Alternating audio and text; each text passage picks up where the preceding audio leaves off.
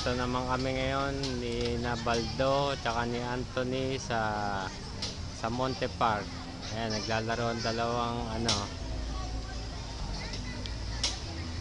dalawang chonggo. Bata pala.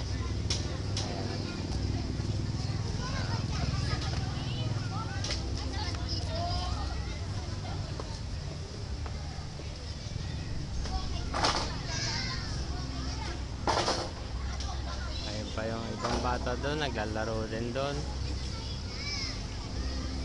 Ito na ngayon ang in-improve sa Monte Park ngayon dito sa atin sa Cavite City. Yung fountain ayun sa banda roon, may fountain na doon. Tapos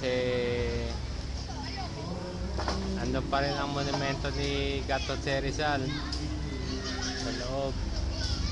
Tapos yung basketball court sa banda roon.